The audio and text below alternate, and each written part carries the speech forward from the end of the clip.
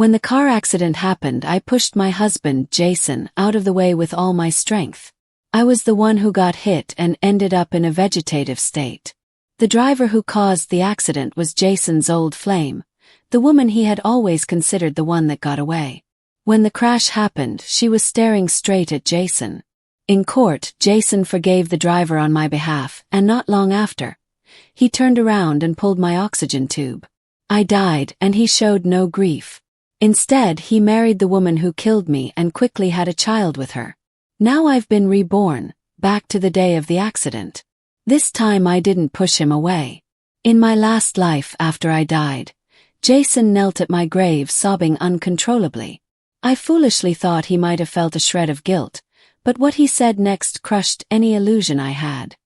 He thanked me for getting hit by the car because it allowed his life to get back on track, and led him to meet the true love of his life. Floating above in spirit, I was filled with rage and wanted nothing more than to strangle that heartless man with my bare hands. I didn't expect that when I opened my eyes again, I'd be back on the day I was hit. "Hurry up, Emily. The movie's about to start." Jason's voice snapped me out of my thoughts. For a moment my mind went blank, but then I realized I'd come back to the day I was hit and fell into a coma. Only this time I wasn't going to push Jason out of the way. I wanted to watch with my own eyes as my dance teacher husband got his legs crushed by the woman he could never let go of. At that moment, Jason stood across from me, backlit by the sun. His charming eyes, always filled with affection, were smiling at me. I used to believe those loving eyes meant something real. He used to tell me every day that he loved me, and I believed him, stupidly thinking his feelings were deep and true. It wasn't until the last life after my accident that I realized just how cold-blooded he really was. Once he drained every last bit of love and strength from me. He testified in court that I had recklessly crossed the street and caused the accident. As my legal family representative, he handed the court a letter of forgiveness. Even worse, he conspired with the driver, his ex-girlfriend, the one he could never forget, to pull my oxygen tube. She cried in front of him every day, claimed to be filled with remorse, wasted away in guilt, and eventually melted his heart. He married her. He used my money to buy them a house. Looking back, I can't help but laugh at myself. That money. It came from the years when Jason's career was at rock bottom. After his beloved ex, his white moonlight, left him for a rich man overseas. I was the one who stood by him, eating plain rice and pickles with him, scraping by through hardship, until he became the dance instructor he is now. On my birthday, I bought myself a designer lipstick, and he complained it was too expensive. But now I know it wasn't about the price. It was that he thought I didn't deserve it. I'll never forget how his face darkened when he heard the price right in front of the salesgirl. He clenched his teeth and muttered, "So wasteful. Who lives like this?" How does the saying go?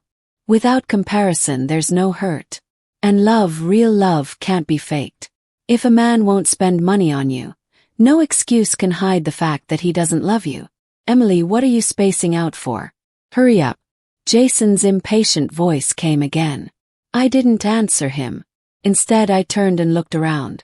That's when I saw it, a white beetle speeding toward us. I couldn't help but smile. The woman who hit me and turned me into a vegetable, the one who left me to die, is finally here again. But this time I didn't step forward to push Jason out of the way. "Emily, what are you doing? Move," Jason shouted. But before he could finish, the car slammed into him. His body flew through the air, then hit the ground. The tires rolled right over his legs. Crack, crunch. That was the sound of bones being crushed to pieces. This time Jason was the one who got hit. And honestly, that sound, it was beautiful. "Jason, didn't you cry and thank me in our last life for returning your life to its rightful path so you could meet the love of your life? Then let me be a good person to the end. Let me send you all the way to hell with your true love. Let's see if you still love her, after she's the one who shattered your legs and left you disabled." Jason's injuries were worse than I imagined. The emergency doctor said the only way to save his life was amputation. Just like he once pulled my oxygen tube without hesitation, I signed the surgical consent form without a second thought. After signing, I even grabbed the doctor's hand, excited. Doctor, will go with the amputation from the thigh down. If that's not enough, go higher. Even waist level is fine. Just please save my husband.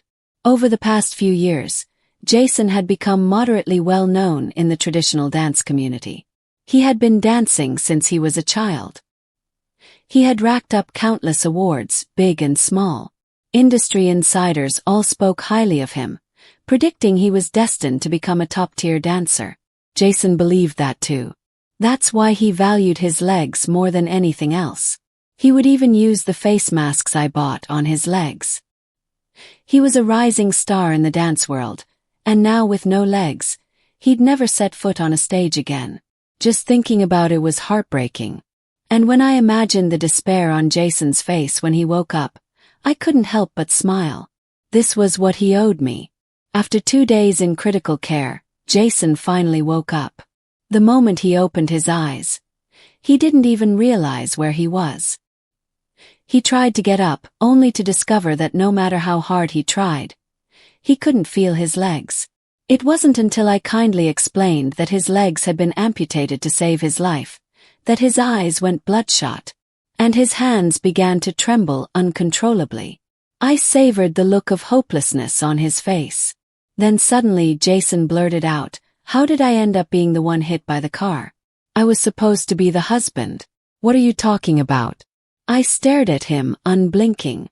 Jason met my gaze for a second, panicked, his eyes full of confusion and avoidance. But then he quickly looked at me again, his eyes sharp. "Emily Lou, why did you suddenly stop at the intersection that day?" "Honey, it's my fault," I replied, deliberately steering the conversation back. "If I hadn't frozen up, I would have rushed over and pushed you away. Your legs wouldn't be." I let my voice trail off. Just as I expected, Jason wasn't in the mood to press further. He lowered his head and stared at the empty space beneath him, falling into a dark pit of despair. But I knew it wouldn't take long for him to accept his new reality. Time wears down resentment, just like it did to me in my past life. After the amputation, Jason became moody and unpredictable. He wouldn't talk, wouldn't eat. Whenever something upset him, he'd throw whatever he could get his hands on. He refused to see anyone except me. As the picture-perfect devoted wife, of course I took excellent care of him. To show how considerate and virtuous I was, I even made his favorite dish, braised pork belly. When he saw the blisters on my hands from cooking, his eyes filled with emotion. "Emily, how did you burn yourself like that? Does it hurt?" "It's nothing," I said gently. "As long as you're eating, a few blisters don't mean a thing." Jason was deeply moved and ate a lot that day. It's not that I didn't want to kick this scumbag to the curb immediately. The problem was, our marriage was tangled in too many shared interests. We co-owned a media company, and when it was founded, I was the one who invested all the capital. Every commercial gig Jason had in the beginning, I got them for him by drinking myself sick and calling in every connection I had. And those students of his, their parents were all big shots. Even his signature piece, the Southern Flight of the Peacock, was tailored for him by a retired master ring. I begged tirelessly to come out of retirement. After Jason gained some fame, our studio began signing artists. He moved to the background to focus on choreography, while we gradually shifted into the entertainment industry. The money started rolling in. Sure, if we divorced now, I could get half the assets, but it wouldn't be enough. Jason had lost his legs. If I left him at this moment, he could spin it into a sob story and milk public sympathy. Worst case, I'd get torn apart online and never recover. I've lived once already. I'm not about to take that loss again. I was determined to get rid of this bastard. But the company, that was gonna be mine. Jason spent 2 months in the hospital. It was the perfect time for me to take full control. To get what I wanted, I had to swallow my pride and play the devoted wife a while longer. Using the excuse that the company couldn't go unmanaged even for a day, I returned to work and took over as acting CEO. The artists had all been brought in under my watch originally, so they had no issue accepting my authority. But winning their loyalty completely, that required the right opportunity. Just as I was thinking about how to secure their support, someone showed up without an invitation. That afternoon, I was talking to Jason about the company's direction when the hospital room door was suddenly pushed open. A figure rushed in. When I saw her face, my brows instantly furrowed. It was her. Jason's ex-girlfriend and so-called white moonlight, Violet Hayes. Violet acted like I wasn't even there. She stormed past me and threw herself into Jason's arms, burying her face in his chest. "Jason, I'm so sorry, I didn't mean to. Please don't sue me, I'm begging you." Violet sobbed hysterically. Jason froze for a moment. "Baby, don't cry. Stop crying already," Jason blurted out without thinking. Violet was startled, her sobs catching in her throat. She looked up, eyes brimming with tears, staring blankly at Jason. I looked at him too. Jason hurriedly let go of her and awkwardly tried to explain to me. He said the wrong name. Of course he didn't. In our previous life, didn't he marry Violet and make her his wife? He'd just seen her and, for a moment, forgotten he had been reborn. That's why he instinctively called her baby. Jason thought he had covered it up well. What he didn't know was, I already knew he had been reborn too. He was just pretending not to remember. I didn't call him out. After all, exposing the truth now wouldn't help me get what I deserved. Through her tears, Violet sobbed again. "Jason, please don't press charges against me. I really didn't mean to do it." Jason looked confused. "What? I didn't press charges." Of course he didn't. He'd been too consumed with the pain of losing his legs to even think about the driver who hit him. But I had. While Jason was rushed to the hospital, I called the police and hired a lawyer to press charges against the driver. There's no way Violet didn't know who filed the complaint when she received the legal documents. She knew perfectly well, but instead of coming to me, she came running to Jason. That's always been her way, cutting corners. She knew Jason still couldn't forget her, and pleading to him would be far more effective than begging me. In our past life, she didn't want to pay compensation or serve time either. So she threw herself into Jason's arms and clung to his success. Now she was trying the same trick again. "I'm willing to pay the settlement if he drops the lawsuit," she said quietly. I laughed. "Ms. Hayes, you're actually offering money. In that case, dropping the lawsuit is negotiable." Jason looked torn, his mouth twitching, clearly wanting to speak up for Violet. I fixed my eyes on him. Guilty, he looked away and kept his mouth shut. "How much do you want?" Violet asked in a small voice. "Not much," I said calmly. "My husband's a dancer, losing his legs. How about $250,000? That's not too much, is it?" $250,000. Violet gasped, then immediately burst into tears again. "I've been living abroad all these years. I don't have any savings. Could I maybe pay an installment? I can give you $500 a month. I still have to take care of my mother. She's ill." She clearly had no intention of paying. I didn't even get angry. "Ms. Hayes, at $500 a month, it'll take you 300 years to pay it off. Are you joking?" I gave her a cold look. "Either you pay it all at once, or I'll see you in court." Violet met my gaze, her eyes shimmering with humiliation. When she saw I wasn't going to budge, she wobbled like she might faint at any second. Jason panicked. His heart broke the moment he saw her like that. "Emily Lou," he shouted at me. "Why are you being so harsh? Violet's family situation is already tough. You're trying to destroy her. Just drop the charges, okay? I'm not going after her." Listen to him, using my full name like I'm the enemy. He still called that White Lotus Violet, but for me it was Emily Lou. Violet thought she could pull the same sob story trick again.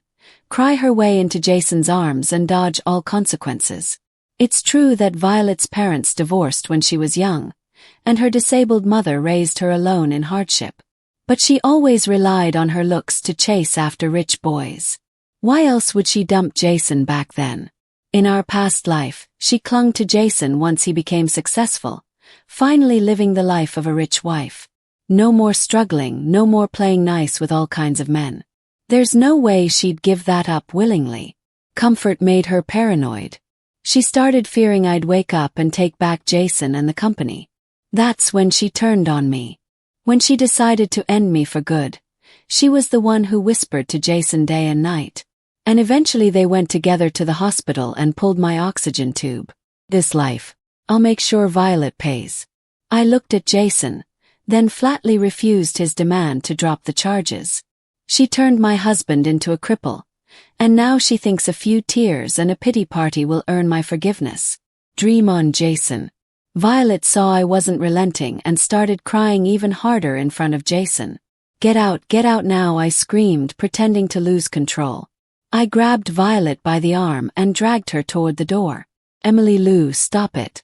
Jason roared, his heart aching to protect the woman he loved most.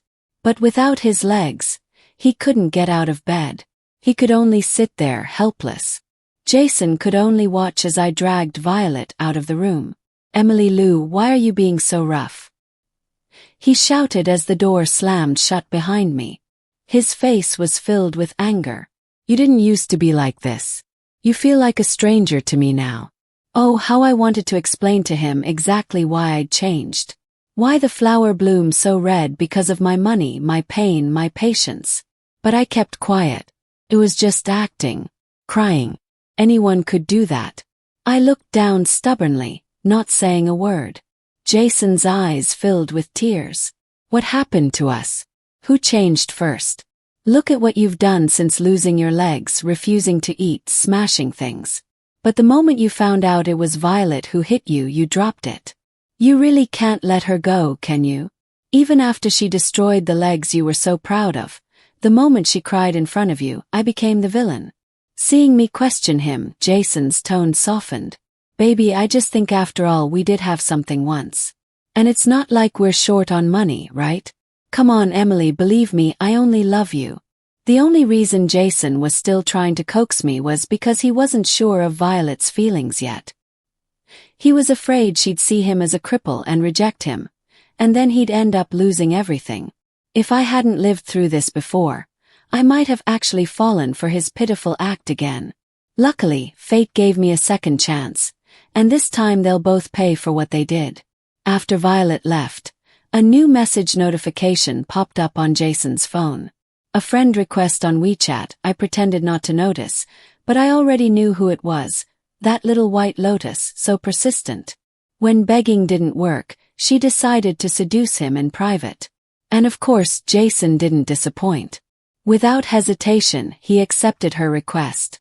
One glance at his face and I could tell they were already deep into conversation, but I had bigger concerns.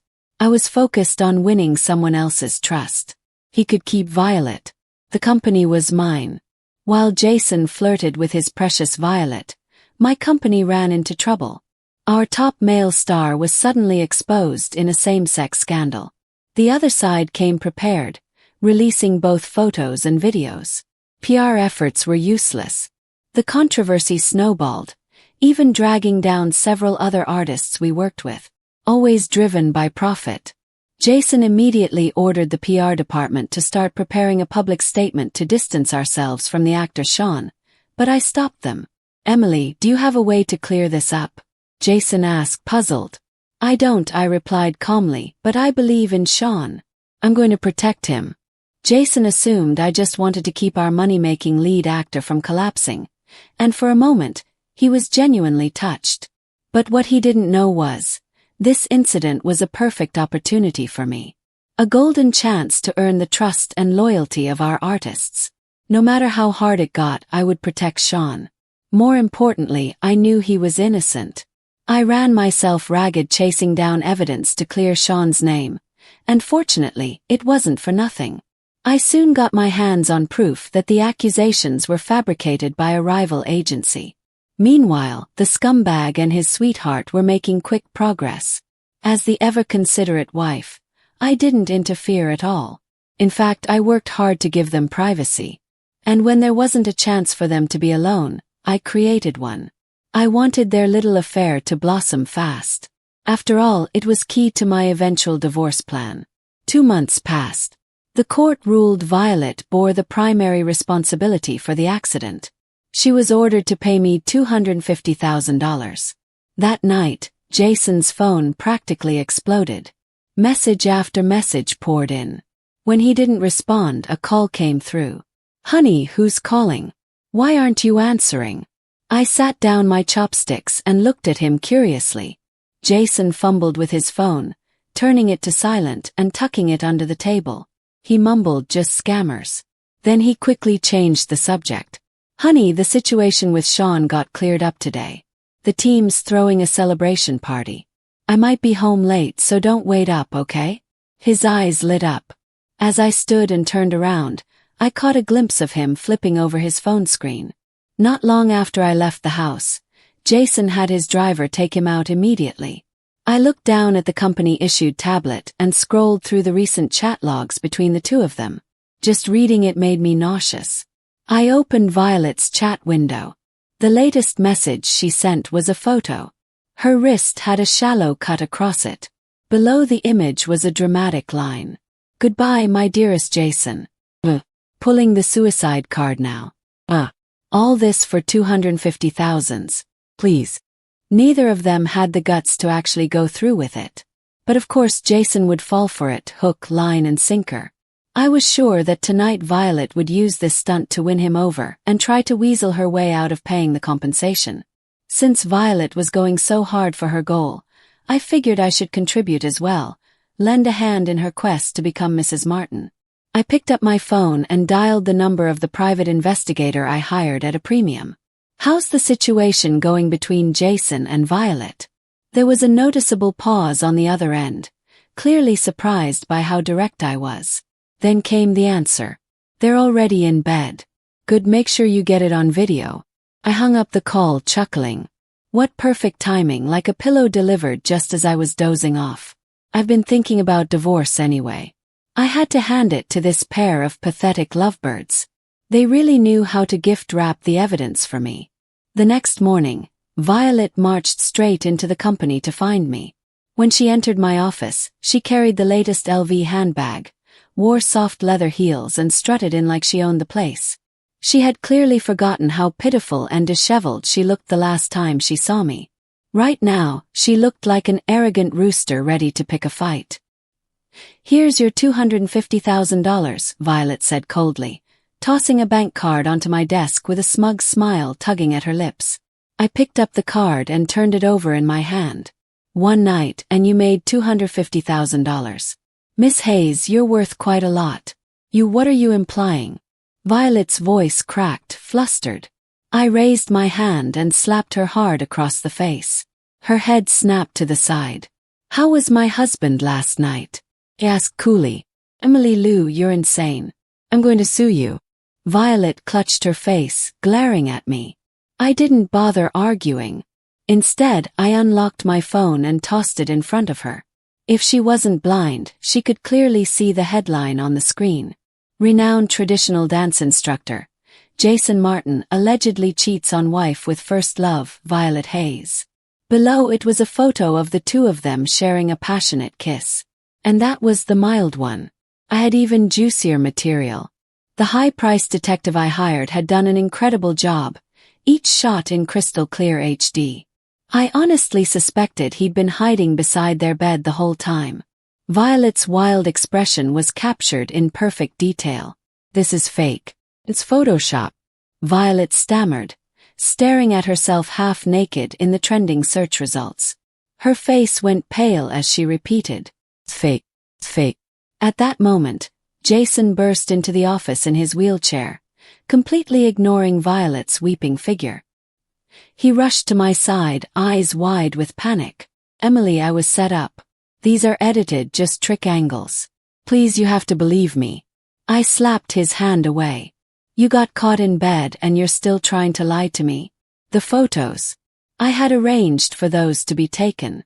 The news leak. That was me too. Emily, I slapped Jason so hard that he fell from his wheelchair. The metal frame hit his legs and he cried out in pain, gritting his teeth. That one, I said, shaking out my wrist, was from the blind idiot version of me.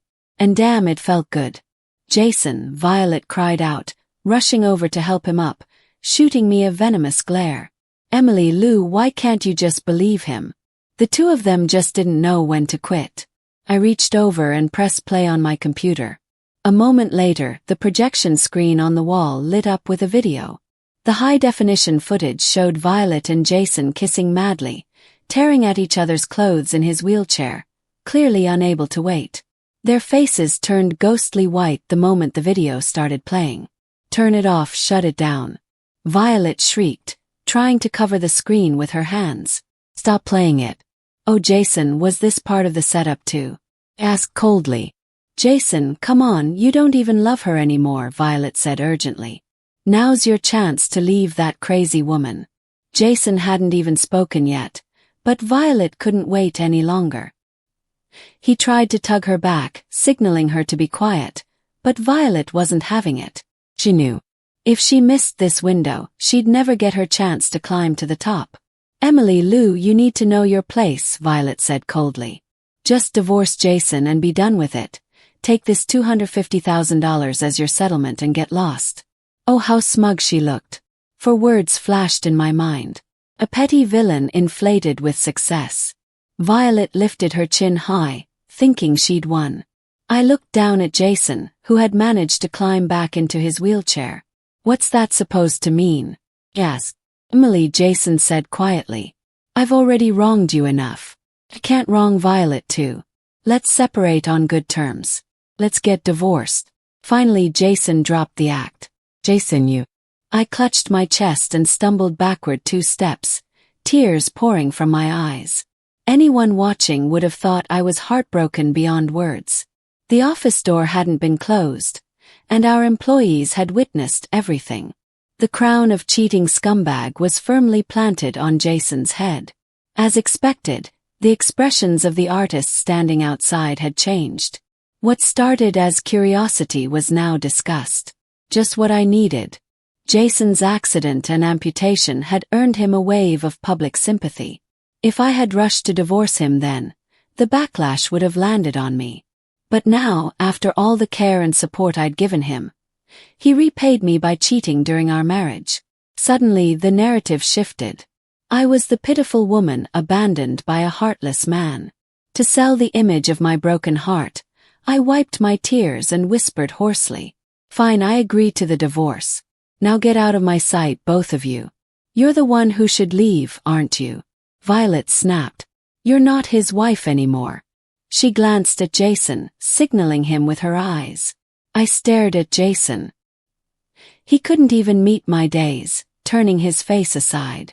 But his tone was firm. Emily, you don't need to come back to the company anymore. I wasn't surprised in the slightest. Gave a cold laugh. Don't forget, I own half the company. If you love it so much, buy me out. Convert my shares to cash and wire it to me. Hearing I was leaving, Violet looked even more pleased with herself.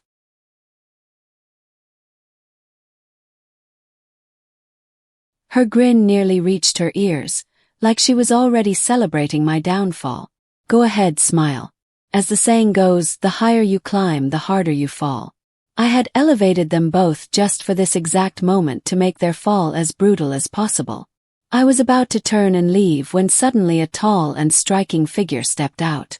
Emily, if you leave, I leave too. Wherever you go, I'll go. The voice belonged to Sean.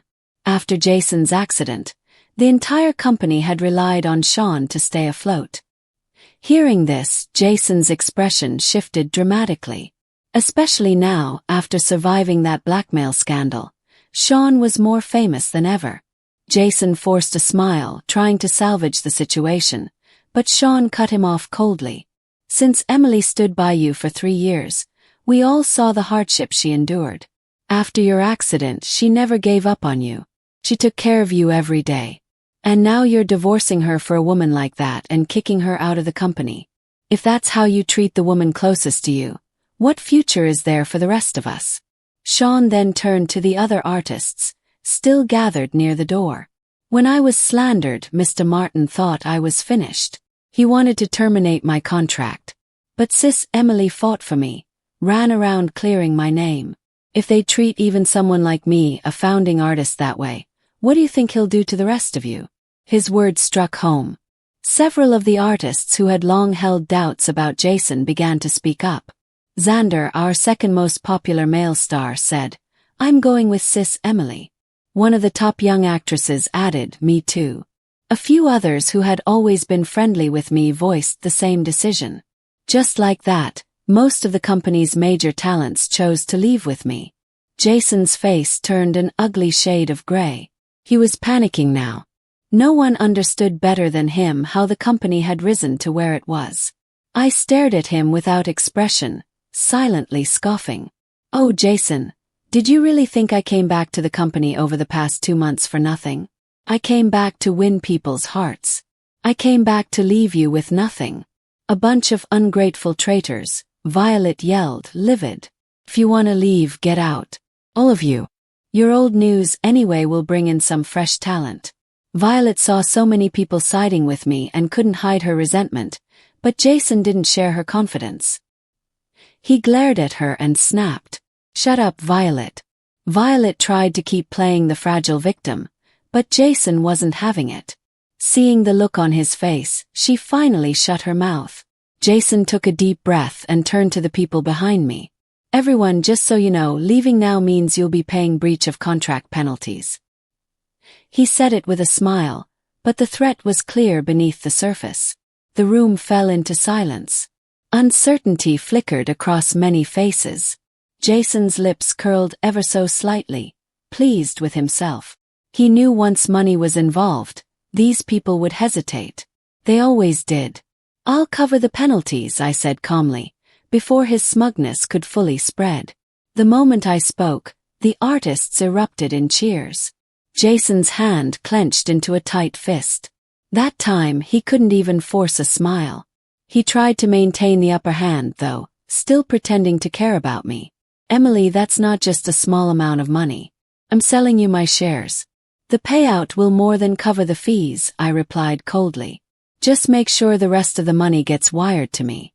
With that, I turned and left, taking our company's biggest stars with me without even glancing back. Because of all the assets and interests involved, the divorce between Jason and me had to go through legal proceedings. Since he was the one who cheated, I requested emotional damages. Not only that, I also demanded the return of the $250,000 he had transferred to Violet, citing it as part of shared marital assets. In the end, I got everything I was owed, plus that $250,000 came back from Violet too. The moment I stepped out of the civil affairs office, divorce certificate in hand, I couldn't help myself. I lifted it toward the ceiling light and snapped a photo, then posted it online with a caption celebrating my rebirth. I had my own media platform, and the gossip blogs were more than happy to run with the story. They dug up everything. Jason and Violet's affair, the way they kicked me out of the company. All of it. For 7 days straight, Jason and Violet were dragged across the internet. Their names trended alongside every insult imaginable. Jason's company's stock tanked in response to the scandal. Billions vanished overnight. That evening, Jason called me again and again. When my phone rang for the 18th time, I finally picked up slowly and lazily. "Who is this?" "Emily Lou. You posted that on purpose, didn't you?" Jason's voice was trembling with rage, like he wanted to crawl through the phone and bite me. I swirled the wine in my glass and stared at his plummeting stock price. My tone was light. I was just celebrating my freedom from achieving bastard. "Is that a problem?" Jason went silent for a few seconds. "Do you really have to be this cruel?" He finally asked, his voice lower. "Do our years together mean nothing to you?" I wanted to laugh. I wanted to slap him through the phone. Who cheated in both lives, who pushed me to the edge with Violet. And now he was playing the victim and trying to talk about love. "Love," I said flatly. "Was it love when I drank myself sick to get you performance gigs? Was it love when you kicked me out of our company after you cheated?" I sat down my wine glass and leaned into the phone. "Jason Martin, how dare you talk to me about love?" "Fine.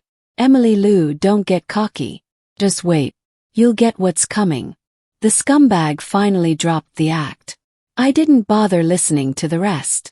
I hung up and blocked him with a flick of my finger. A few days later, I was scheduled to sign a major commercial deal for Sean. But just as we arrived at the client's office, the deal fell apart. "I'm sorry, Miss Liu," the brand rep said awkwardly. "We've decided to sign someone else for the ad campaign." "What do you mean?" I asked, narrowing my eyes. "Didn't you tell us just yesterday that we had the deal?" Sean, who had always been hot-tempered, couldn't hold back. "Seriously?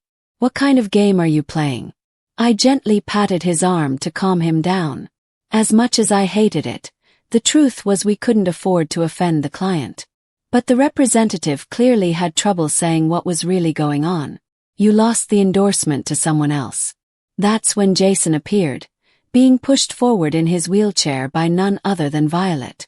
"Sean," Jason said, clicking his tongue. "So this is your new agency. Real impressive. Can't even keep a locked-in deal." Violet looked at me with a smug, mocking expression, her eyes full of scorn. Sean's fists clenched at his sides. I reached out and gripped his arm tighter to keep him calm. "Don't blame us," Jason said, sneering. "Blame Emily Liu. Thanks to her dragging us down, Violet and I were humiliated. Just thought we'd return the favor. Consider it a little payback." Jason shot me a smug, provocative smile. I always knew he was shameless, but this was the first time I had seen such audacity on full display. I really wanted to walk over and slap that arrogant face of his into next week. But I held back. Hitting someone is illegal and he wasn't worth the trouble. It was just a minor contract deal. Even if he managed to steal it, there was no guarantee he could handle it. But Jason had become like a rabid dog. Every partnership I negotiated for Sean, he snatched right out from under me. Not because he had better resources. He just undercut prices, making it a textbook case of malicious competition. After 3 deals got poached in a row, Sean was so angry he nearly grabbed a knife to go after Jason. I had to calm him down, reassure him. "If he wants a fight, fine. Let's settle new scores and old ones together. The weather's getting cold." About time this scumbag and his sweetheart went bankrupt. One day, I brought Sean to meet a director about a new project. Right before getting out of the car, while it was just the two of us, Sean finally couldn't hold it in any longer. "I heard this script hasn't been approved by the Broadcasting Bureau," he continued. "They haven't even locked in any funding. And the role? It's not exactly a great one." Sean had been in the industry long enough to have good intel. From his perspective, the project was garbage and not worth touching. He wasn't wrong. It was garbage, but no one else knew that. I smiled faintly. Sean was surprised. "You still want me to take it?" "I only brought you here to act," I said. I turned off my phone and patiently explained. "I think there's a mole inside our company. Otherwise, every time I finalize a negotiation for you, Jason somehow swoops in and steals it overnight, perfectly targeting our partnerships. If Jason wants to follow my every move and steal my leads, then fine. I'll set a trap. Let him dig his own grave." Sean was smart. He quickly caught on. During the audition, he played along flawlessly, even putting on a convincing act like he was desperate for the role. As expected, when I sat down with the director to sign the contract, Jason came in and snatched it right out of my hands. "Looks like I ended up with another one of your deals," he said, waving the freshly signed contract in my face like it was a trophy. Violet was with him, of course. "Emily Liu," she sneered. "I heard your company hasn't closed a single deal lately. This project was your biggest hope, wasn't it? And now it's gone. Looks like you'll be living on scraps for the rest of the year." "Poor thing," she added with a grin. "And all that car exhaust in the northwest wind. It's not good for your health." I clenched my fists and stayed quiet. Violet looked like she was about to burst with joy. Jason, high on his own ego, piled on. "Emily, I don't even need this project. But hey, since you worked so hard for me over the years, built the company from scratch, I'll cut you a deal.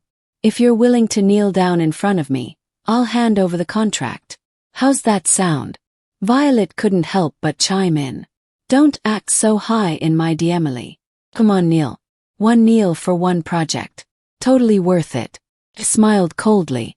And you must think pretty highly of yourself, Miss Hayes. I mean, one night and you got $250,000. That's really something. Violet turned purple, completely speechless.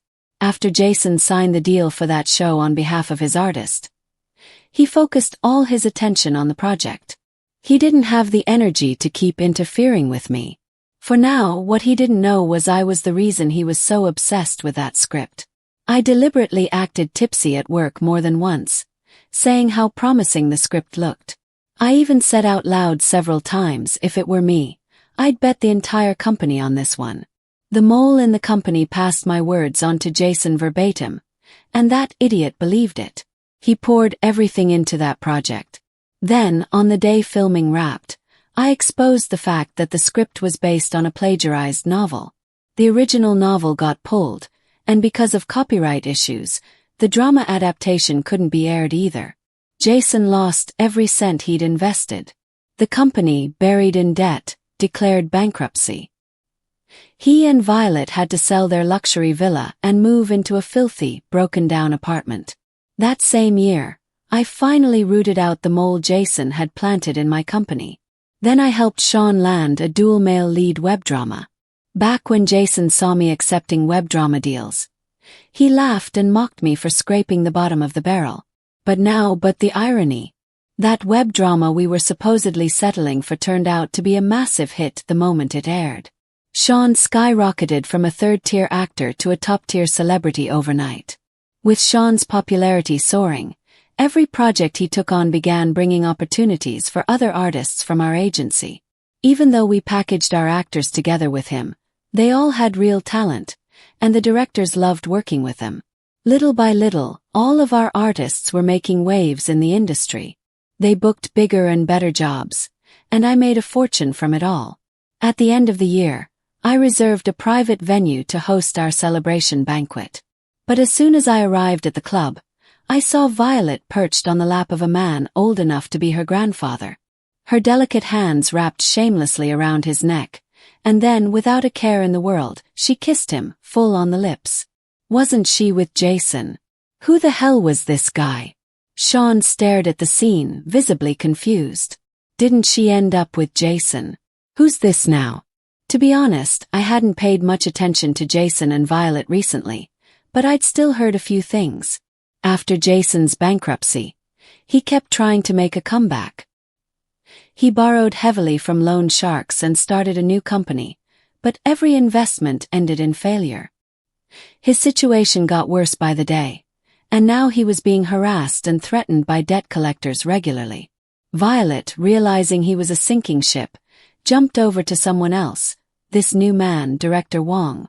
Their relationship was already an open secret in the industry. So this was your true love, huh, Jason? What a joke. His so-called devotion was worth less than weeds in the wind. I was just about to leave when Jason suddenly wheeled himself across the room straight toward Violet and smacked her across the face. You bitch! Violet shrieked and kicked hard at Jason's wheelchair. With a crash, he fell to the floor. You bastard! He braced his hand against the ground, trying to push himself up, but then a sharp stiletto heel crushed his fingers. Jason howled in pain, curling up on the ground. Do you think you a cripple can hit me? Violet sneered, grinding her heel even harder. Want me to break your hands too? His shirt was soaked with sweat, his body limp as he lay there, Bat looking up at her, this vicious woman he'd thrown everything away for, with disbelief and heartbreak in his eyes. I gave up my marriage for you. How could you treat me like this? Did I ask you to divorce her? He snapped. You couldn't keep it in your pants. Useless piece of trash. Violet rolled her eyes and gave him another vicious kick. Jason tried to get up again, but she kicked him so hard he slammed into the table behind him. His head hit the edge with a sickening thud and blood gushed down his face. The commotion immediately drew everyone's attention. Jason was badly hurt.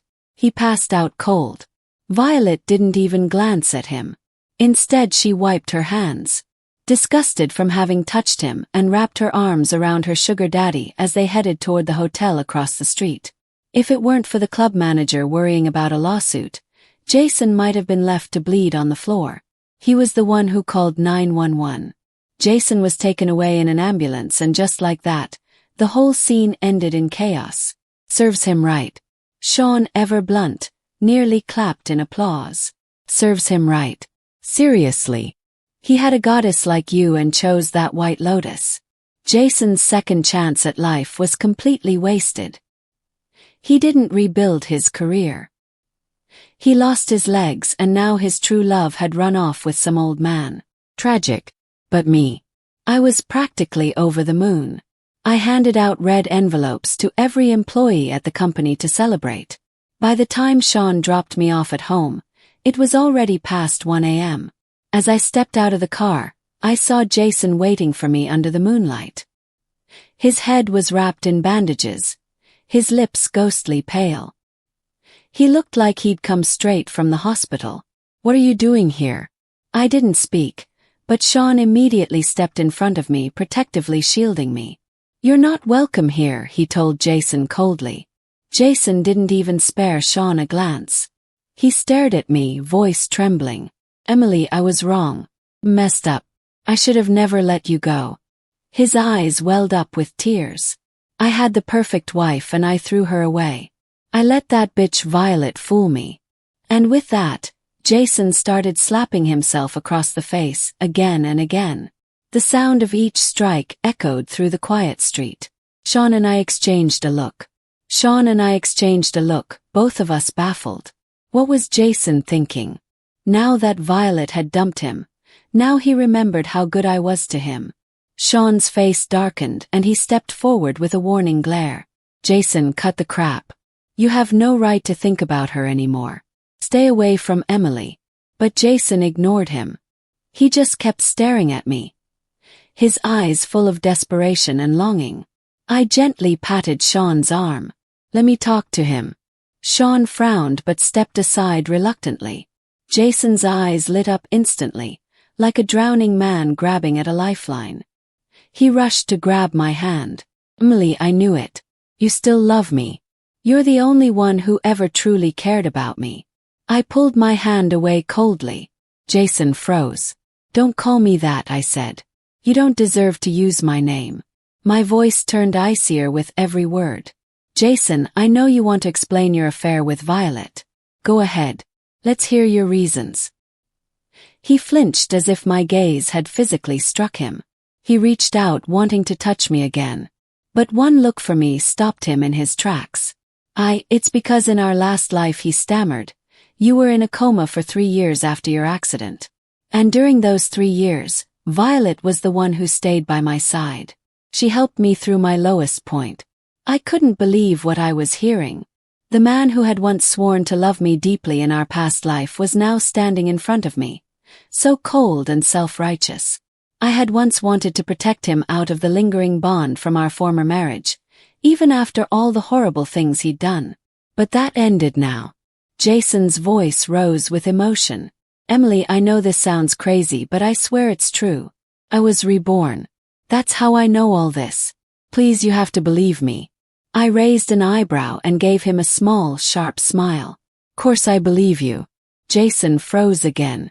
You do." I leaned in ever so slightly. "'Cause I was reborn too." In that moment, Jason's pupils dilated as if the ground beneath him had split open. I stood under the moonlight, watching as his face drained of all color. "The Emily Lou who loved you," I said quietly, "was the one you killed. The one whose oxygen tube you personally removed in the hospital." I wasn't pretending anymore. There was no point. I wanted to drive the knife in deep and clean. "Jason, you're pathetic. You chose Violet in 2 lifetimes, and in both she destroyed you. You lost everything. Not even the child you thought was yours turned out to be your own." His face twisted with confusion. What are you talking about? What do you mean the child wasn't mine?" "Oh, didn't you know?" I said, my voice laced with venom. "Even while I was in a coma, I heard everything. Violet admitted it herself. The child wasn't yours, it was her ex-boyfriend's." As the kid got older and started to look less and less like you, she got scared. That's why she teamed up with her ex and a doctor to drug you and drown you in a fake accident. Jason stood there, completely stunned. His mouth opened, but no words came out. I stepped forward just to watch his expression more closely. Then suddenly, Jason burst into hysterical laughter. Of course. That day I felt so dizzy. I knew something was wrong. That bitch, Violet, you evil, evil woman. The next morning, when I woke up from a mild hangover, Jason was gone. He'd vanished. After that, I threw myself into work. Sean confessed his feelings to me, but I could only see him as a younger brother. As for Jason, I never saw him again. 2 months later, a woman's body was discovered near a reservoir by a man out fishing. The corpse was confirmed to be Violet Hayes, the woman who had disappeared along with Jason. By the time they found her, her face had turned ghostly pale from being waterlogged. Her once beautiful features had been slashed beyond recognition. Her tongue had been cut out. It was a gruesome, brutal death. Not long after, Jason was captured by the police. In custody, he showed no remorse. He shouted to the cameras with wild laughter. She deserved it. She ruined my life. She took everything from me. She deserved to die. He had completely lost his mind. Watching that footage, I felt a strange mix of emotions. Pity, disgust, maybe both. He lived 2 lives, and only at the very end did he finally realize who had truly loved him. But by then it was too late. Not that it mattered to me anymore. I glanced out the window at the field of sunflowers. I knew my future would be bright. It had only just begun. Thank you for your time, and that's the end of my story. Subscribe to not miss more videos like this. And remember, history is a chance to become a better person, and see you soon.